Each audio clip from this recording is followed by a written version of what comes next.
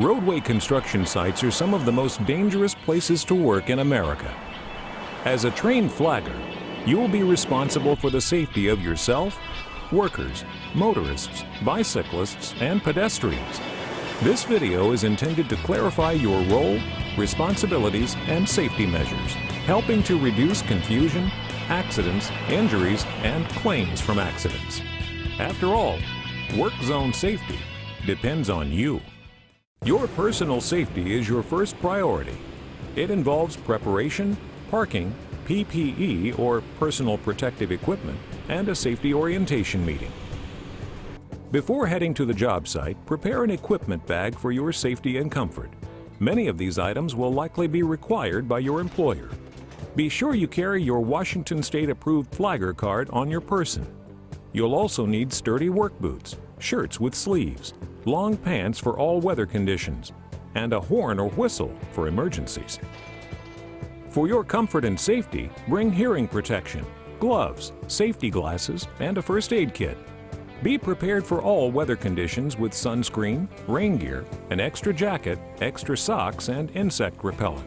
And bring plenty of food and water. Arrive on the job site early.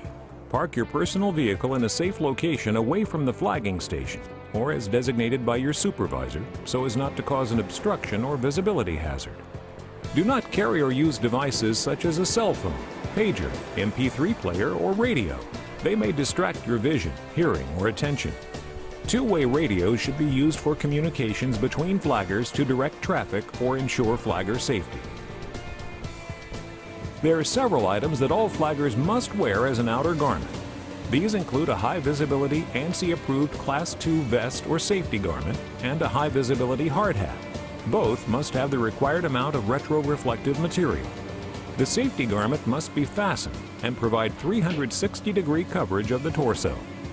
In hours of darkness, flaggers must also wear white or high-visibility color coveralls or trousers that have retroreflective banding on the legs, which are ANSI approved.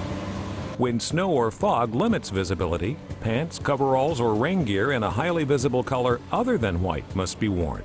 Retroreflective banding on the legs is required. You must also use an 18-inch stop-slow paddle at a minimum.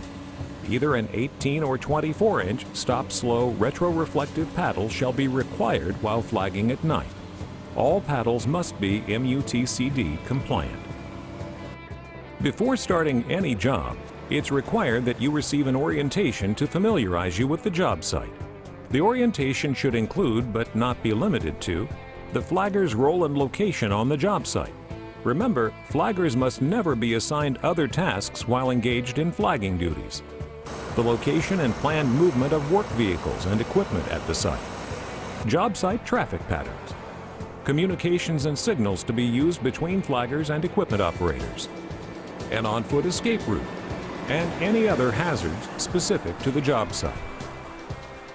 Let's review the section on personal safety. Prepare an equipment bag containing all the required and recommended items you'll need on the job site. Park your personal vehicle in an area where it won't be an obstruction or hazard. Wear items that are designed according to ANSI Class II or Class III specifications. It is required that you receive a safety orientation meeting to familiarize you with the job site, its hazards, and communications to be used.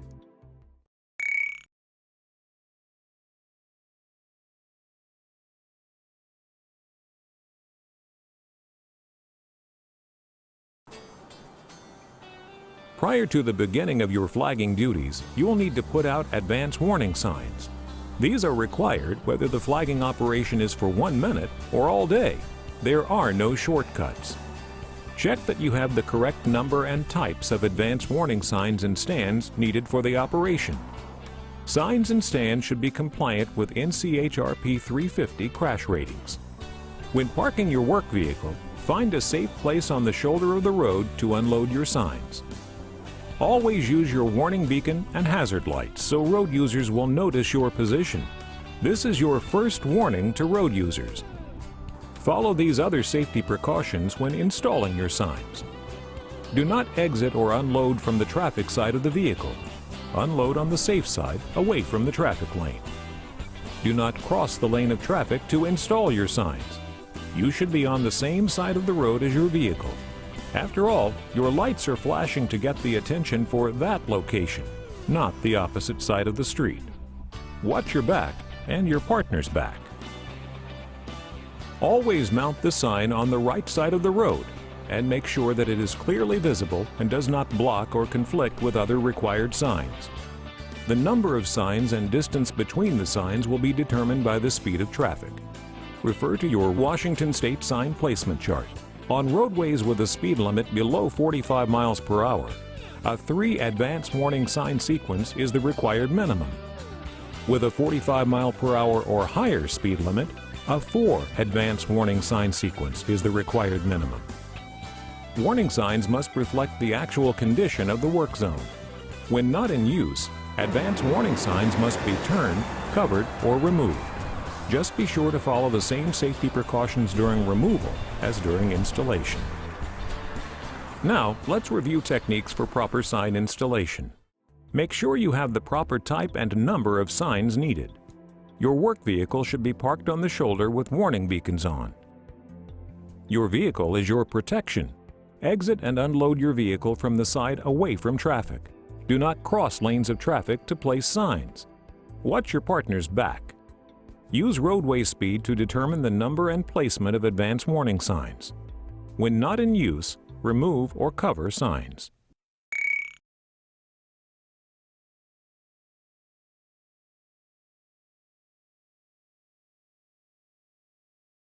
As a flagger, it is critical that your location provide the proper visibility, buffer space, and an escape route. Remember, if you cannot see cars from a distance, you may not have enough time to warn workers of errant road users. Take a position in advance of any hills or curves so you are visible to approaching traffic. Your position should allow you to see and be seen by vehicles approaching from a distance. Make sure your vest or outerwear provides a color contrast between you and the background. Shade can make a flagger's position difficult for drivers to see. Stay in the light and never position yourself on or beneath a bridge or overpass. Stand alone. Do not let a group congregate at your station and distract you from your duties. Drivers can be confused if you blend in with a group of other workers. The distance from the flagger station to the work zone is determined by the speed of the roadway. For instance, if the posted speed is 35 miles per hour, the distance between the flagger station and the work site should be 250 feet. This way, if a vehicle fails to stop at the flagging station, the vehicle will have sufficient distance to stop before entering the work area. Keep the Washington State Administrative Code and your flagger handbook handy so you can refer to the buffer space chart. In case of emergency, be sure you have a pre-planned way to exit your position. Should the need arise, exit 90 degrees to the path of the oncoming vehicle. Drop your paddle away from your direction of exit. Use a whistle or horn to warn others in the work area. Let's review the safe way to position your flagging station. Remain visible to approaching road users. Remember that approaching drivers may not see you, may be unable to stop, or may lose control of their vehicles. Expect the unexpected, and always have your emergency escape route in mind.